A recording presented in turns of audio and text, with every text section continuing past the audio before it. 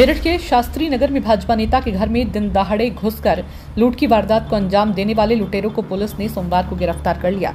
इनके कब्जे से लूटी गई रकम भी बरामद कर ली गई है। पुलिस को पूछताछ में लुटेरों ने जो कहानी बताई वह अजीब है। दरअसल नौचंदी थाने के डी ब्लॉक सेंट्रल मार्केट के मकान नंबर F44 में रहने वाली हैंडलूम कारोबारी और भाजपा नेता चंद्रमोहन गोयल 85 वर्षीय परिवार के साथ रहते हैं। इनके 2 बेटे भी हैं जो कि अमेरिका में रहते हैं। वहीं बेटी की शादी हो चुकी है। चंद्रमोहन गोयल और उनकी पत्नी नौकरानी के साथ घर में रहते हैं।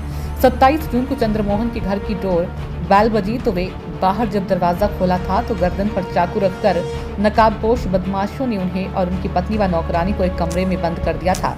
उसके बाद घर में जमकर उत्पात मचाया और लॉकर में रखे लगभग 2 लाख रुपए की नकदी को लेकर फरार हो गए थे।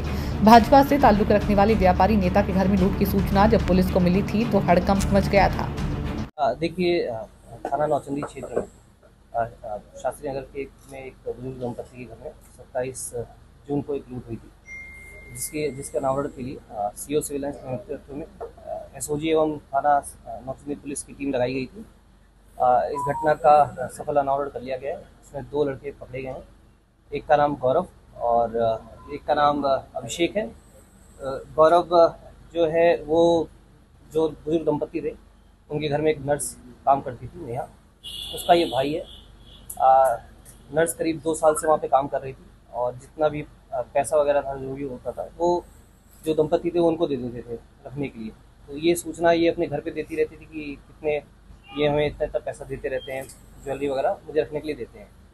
तो घर से ये सूचना गौरव को मिली कि इस घर में करीब 3.25 लाख रुपए के आसपास रखे हुए हैं। इसको पैसों की ज़रूरत थी। तो करीब 1 महीने पहले जो गौरव और अभिषेक हैं, ये लोग दिल्ली में एक कैब चलाते वक्त मिले थे।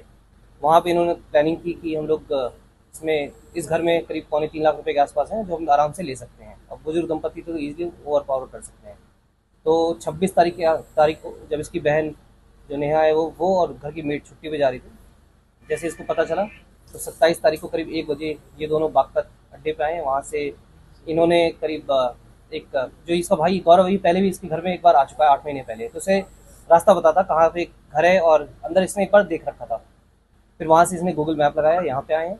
उसके बाद 2 बार इन्होंने एक बार रेकी की है घर का चेक करने के लिए, कौन सा घर है, गेट पता किया, घर के एंटर किया इन्होंने फिर बताया कि हम गवर्नमेंट की तरफ से आए हुए हैं और दरवाज़ा खोलने का प्रयास किया फंड के लिए। जैसे इन्होंने दरवाज़ा खोला था ये ओवर पावर कर लिया था और इसके बाद इन लोगों को ले जाके एक रूम में बंद कर दिया गया था तथा अलमारी से जहाँ पे इसकी बहन सोती थी केवल उसी अलमारी को इन्होंने खोला था। वहाँ से करीब 2 लाख रुपये ने मिले थे। इसमें से 1-1 लाख रुपये इन दोनों लोगों ने आपस में बांट लिए थे। इस समय में हमें करीब 72,000 रुपये कैश मिला है। एक आईफोन जो 25,000 रुपये का था, जो इसके द्वारा देहरादून से खरीदा गया था, वो हमने रिकवर किया है। साथ में 62,000 रुपये गौरव के अकाउंट में है, वो हमने फ्रीज कर दिया है। और जो कुछ बाकी जो बचे हुए पैसे इन्होंने इनके द्वारा बताया गया खर्च कर दिया गया है। इन दोनों को ही अब माननीय अदालत के सामने पेश करके अभी विधिक कार्रवाई की जाएगी। सर, बिल्कुल ब्लाइंड केस था ये, किस तरीके से आप इन तक पहुंचे और कैसे आइए? देखिए, इसमें एसओजी टीम ने काफ़ी मेहनत की है इसके अंदर और इसमें जो हमने लोकेशन वगैरह और आसपास मुखबिर खास से जो हमें सूचना मिली थी, सीसीटीवी में भी हमें कुछ इनकी शक्ल दिख रही थी। उसके आधार पर हमने एसओजी टीम ने तलाशना इनको स्टार्ट किया, आसपास मुखबिर से सूचना ली और उसके बाद इनको ट्रेस आउट किया।